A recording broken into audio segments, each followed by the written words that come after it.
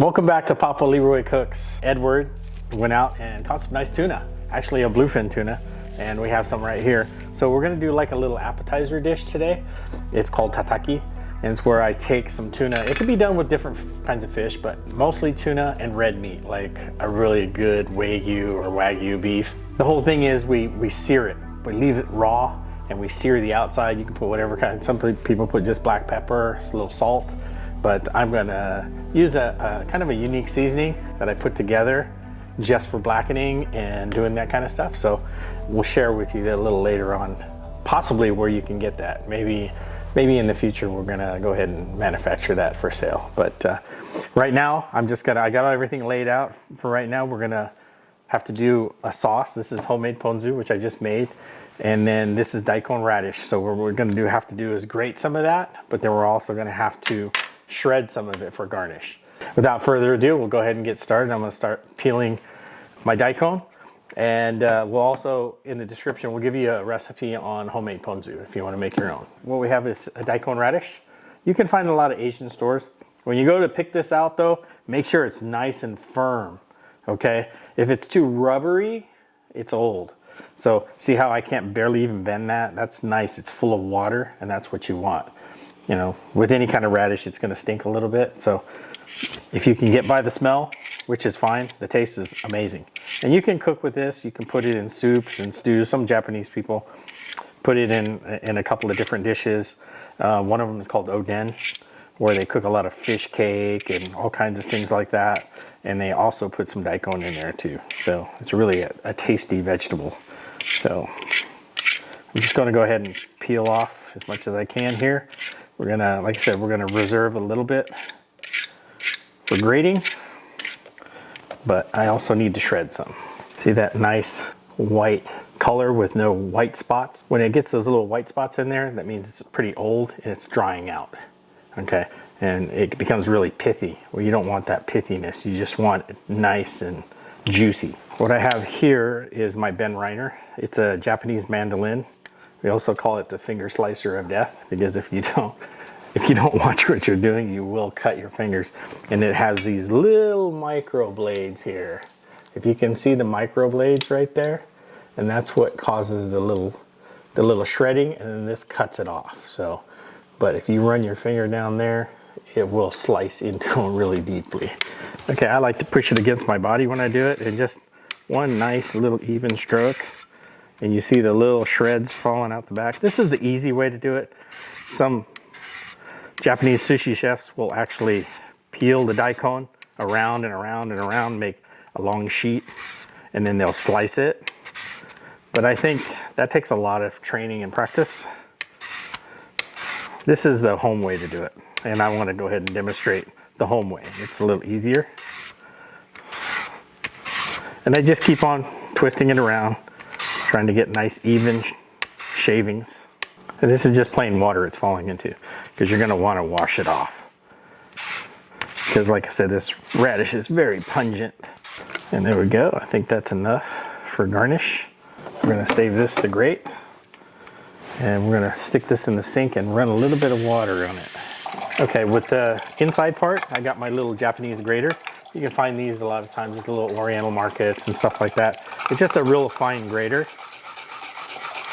And what we're gonna do is just grind this daikon up, and we're gonna make what we call daikon oroshi. It's just a really fine grated up daikon radish, and we're gonna mix it with our ponzu to make a sauce for the tataki after we get done searing it. It's a really fine grate right here. And if you wanna get really crazy, on the other side is even a little finer of a grate. We don't need it that fine, but that would be more for like fresh wasabi, if you had fresh wasabi. And if you don't have a ray skin, you know, because a lot of people wouldn't be able to attain that. You probably order one offline, but not necessary. This works just as fine, just as good, I mean. A lot of Oriental restaurants, you'll go into it and you'll find this. They'll offer you this right here when you're eating tempura. And this is what you put in your tempura sauce to give the tempura sauce a little bit of flavor. You can go in round circles or back and forth. Sometimes circles works better. You know, back and forth is sometimes hard for people, but circles does the job just as well, because this cuts both ways. It cuts this way and that way. Okay, now we're gonna cut up some green onion, because we need some green onion also for our sauce.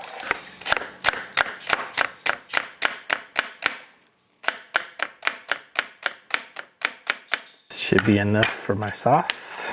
And then we're gonna take as much of this as we can in our hands, and we're gonna gently just squeeze out the water. And what you're gonna end up with is almost like a little piece of silly putty. Like that consistency right there.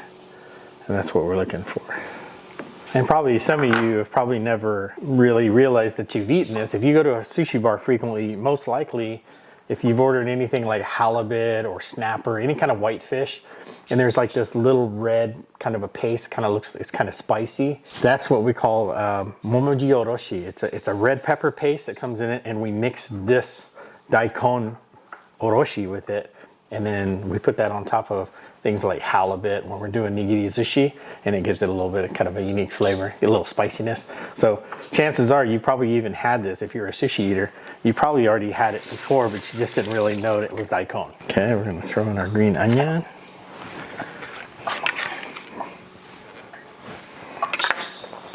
We're gonna add a little bit of heat with a little bit of sriracha. Okay, and this is some of my homemade ponzu that I made. It's really simple to make. We'll give you the recipe. So you don't want too much in there, actually. And we want this to be kind of chunky, not so watery. If you can see that consistency there, it's really chunky, almost like a relish, rather than just a sauce. And like I said, it's a good accompaniment to our tataki once we get it all made. So what we have here is what we call chutoro. It's not really the belly of the bluefin, but it's like right parallel to the belly. So it's not really toro, but it's what we call chutoro. Chutoro means not really the toro, which is only the belly of the bluefin. This is still fatty, still really flavorful, but just not as fatty as the belly. Like when you go to a sushi bar and you order toro nigiri, this is gonna be right above that part. But still, awesome to eat, awesome to sear. If you like to sear things, like I said, it's still gonna be raw. We're not gonna sear it very long. It's just enough to give it a little texture, a little different texture on the outside, and it brings a little bit of the oil out, and then it's an all-around good little appetizer. You'll see once we get it done. Really good, and we are so gracious to get this fresh. I mean, this is freshly caught by Edward. He'll most likely, you'll see a video on him pulling this big old beast in. We're gonna go ahead and season this with my blackening seasoning that I came up with, and this adds like a little citrus flavor to it. I've never had a blackening season that actually has citrus. A lot of people add lemon afterwards, but the actual citrus taste is already in here. It took me quite a while to work on it.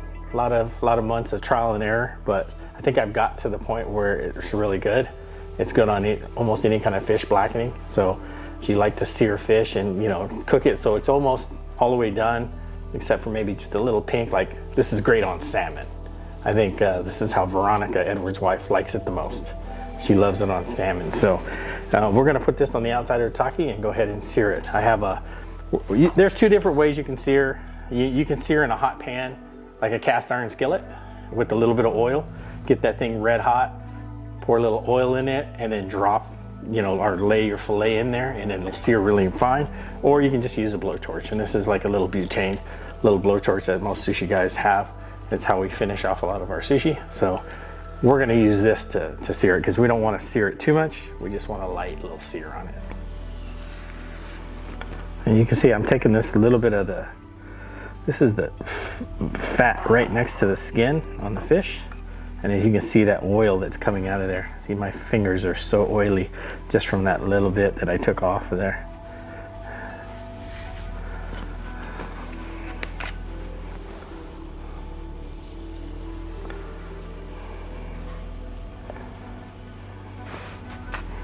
We can save that for later on for spicy tuna.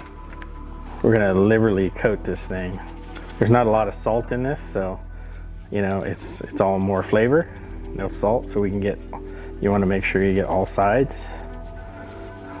Make sure it's even. You can pat it in a little bit. Get the end here. If you can smell that, it smells so good. I'll make sure I get all that goodness in there. All right, we're gonna sear that dude right there. So this is our garnish. This is our daikon. You probably recognize it from, if you're a sushi eater, a sashimi eater, you normally see this on your plate. And everybody always asks me, yeah, can you eat that, or what is it? And it's, all it is the daikon radish grated up. So we're gonna start here. We're gonna put a little bit of it down, but we're gonna make a nice little point for it. And then we're gonna start searing our fish. It's been sitting for a little bit. I like to let it set for some of the things like that are in this, like the garlic and stuff, to kind of adhere to the fish a little bit better. Okay, there's no rhyme or reason. Probably about 6 or 7 inches away, and you just want to continue till you start seeing the meat start to turn opaque.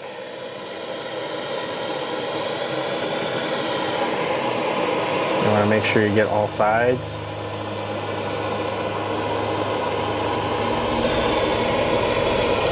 Like I said, if you want to use a cast iron pan and blacken it that way, it's a lot easier. This is more, I think, how do I say, more for the theatrics when you're talking sushi guys. They like this little effect because it wows the customer a little bit. Okay, and then we're going to spin it around. I like to get the edges really nice too, like on the corners, like those edges right there, because it makes it a little crispy. Go ahead and turn that off for now. Go ahead and turn it over.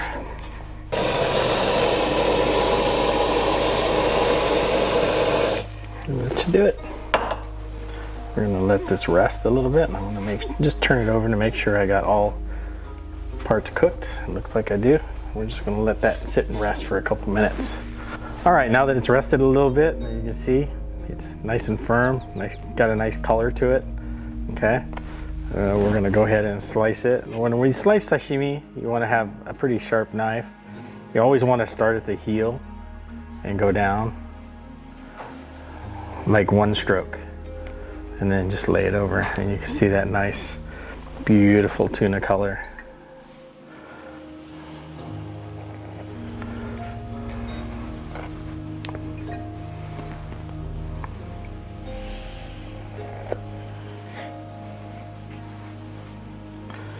And we're gonna lay this kind of flat on this plate. Reason being is because you want a lot of the sauce to touch the meat. So we're gonna lay it across like this. And if you see on the very downstroke, I'm kind of pushing straight down because the tuna, because it's cooked on the outside, the part that's cooked likes to flake off just a little bit. And then you get it down here, just go straight down and go put a little pressure, and it makes a nice even little cut there for presentation. So push down. So what we're gonna do is we're gonna take some of my relish that's been sitting here for a while, and we're just gonna garnish the top like this. And this sauce will be a little bit strong smelling because of the radish. If you like radish, you know that radish is kind of strong smelling, and daikon has really got a strong smell, but it's got a great flavor. And this particular one, you don't need to dip it in soy sauce or anything.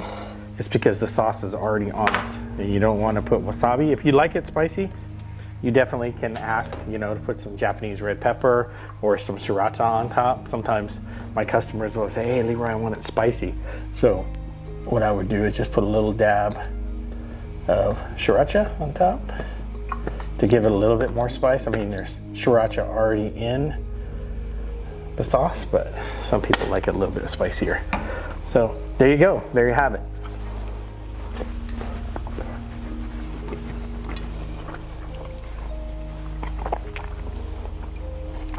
That just melts in your mouth, man. The fatty tuna, oh, that's so good. Got a little bit of kick to it. little sourness because of the vinegar and the ponzu, but really a dynamite dish. You taste everything separate. The tuna seared has a little bit of a different texture, but the tuna is so fresh and it's a fatty tuna. It just melts in your mouth. It's really a good dish. I mean, if you went to a restaurant and bought this plate here, it would end up costing you 60, 70 bucks easy, if not more. And it just has that really good aftertaste. You can taste the daikon. Oh, it's great. I mean, I could do a whole plate of that. Let's do it. Just give me a bowl of rice, man. That's my dinner. I got rice right there.